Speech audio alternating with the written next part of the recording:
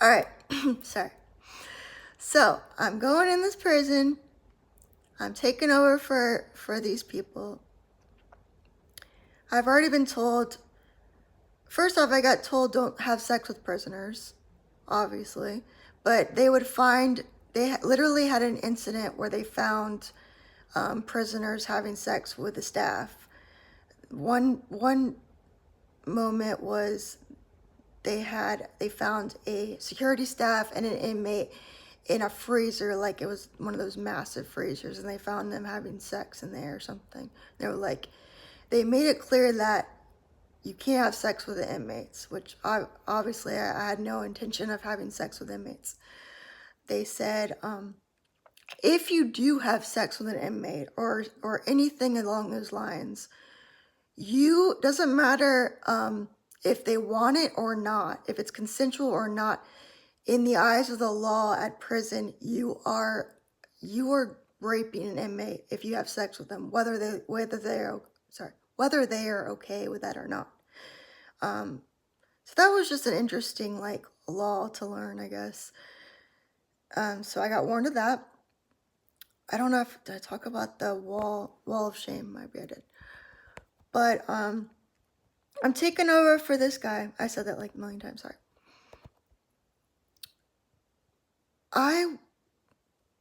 So you have two. You go in, and they have these little bunker things, I guess they were called, where the security staff would be in the bunkers. And when you came up to the dormitories, you would have to alert the security staff that you were there. You would sign in, and they were supposed to come escort you into the dormitories. And then, they sit there while you do your rounds. They might do paperwork or whatever. My first time going in a dormitory was insane. By myself was insane. So, first off, I went with colleagues a couple times that I would do rounds. So every time I'd go up to the dormitory, you have to write on a chart.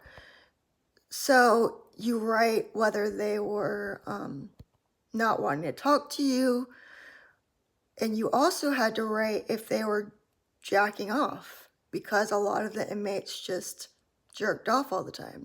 I'm not even kidding. You literally had to write in the chart masturbating, which was, yeah. And that was common. And the first time I come up there in this place and see and meet the inmates, and we had to talk through this door, right? So I'm sitting there talking through a door because, again, they're isolation inmates. They're murderers. They're, and not all of them were. Some of them were literally put there because they were just acting out and they didn't know what to do with them. But it was a lot of murderers, a lot of, people with Nazi symbols on their face, Nazi tattoos on their faces, just crazy tattoos. But my first experience, people were super friendly. Like, a lot of the inmates were actually super friendly and seemed calm. Some of them, you walk to the next window. They had it was glass. It was a glass window and a steel door. You walk up to it, penis in the window. Straight, completely just penis in the window. And you're just like, what? But you can't act like, you can't have a response. But it was hard not to when this is totally new for me. So I'm seeing just penises in the windows. But you had to write down their chart that they were, not doing well. At the end of certain months, these charts would go towards them moving up a level, because they were in a level system and there was 3 levels. I got the guys that were the worst on the first level. So they could go up to 3, and then after 3, you go to population if you're good enough and can go.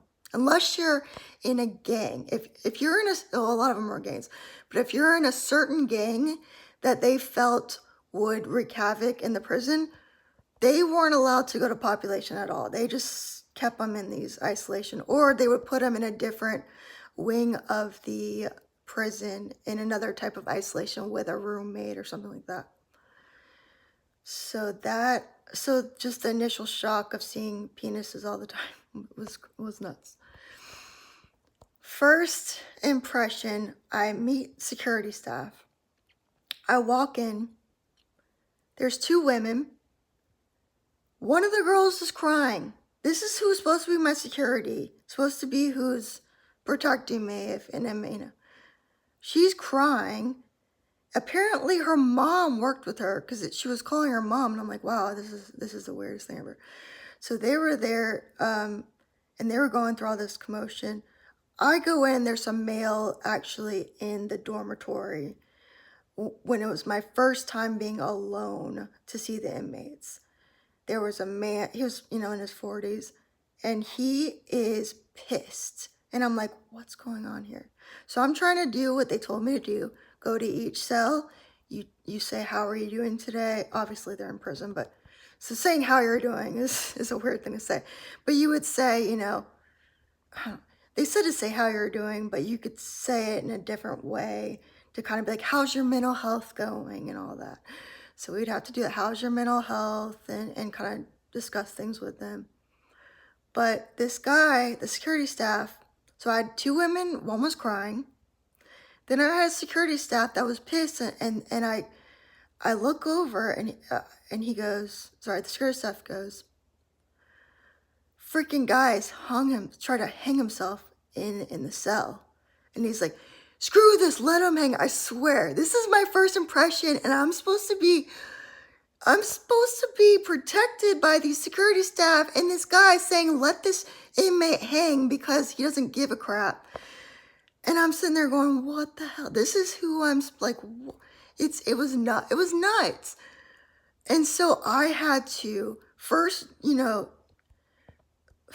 days on the job, I had to go up, see inmates trying to hang themselves, had to go in the bunker, call my supervisor, and get them to come out because the security staff didn't do his job and was pissed at the inmate and was like, oh, let him hang, Come to find out later that yes, they do make it up. They do false things where they put sheets around their neck. That is not actually that uncommon. However, I had no idea at the time, and you still shouldn't have that reaction of just let them hang. It was just absolutely insane. So this is my first impression already. It's already a complete shit show, pardon my language, but it was nuts. Oh man, there's so much to talk about. Ended up having a guy that ate off his fingers, literally ate his fingers. That I'll get to a little bit later on.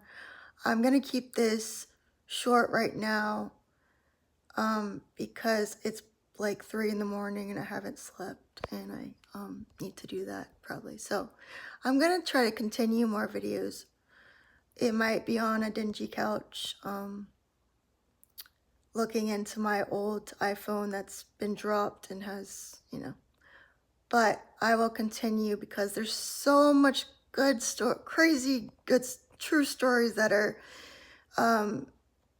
just insane. So yeah, the guy in his fingers, I ended up doing a group. Whew. You'll hear about that. One of the guys ended up pissing in the group. So that's just touching the surface, the surface of this whole thing. Touching, that's a weird terminology. That's just, what's the freaking phrase? I don't remember, but I have lots more coming up, and I hope you'll tune in. I am not a great speaker.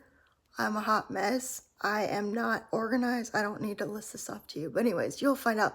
But still, hopefully it will be entertaining enough. And if you don't like my voice or my speaking, you can read my book that will come out hopefully before I'm dead. So have a good night.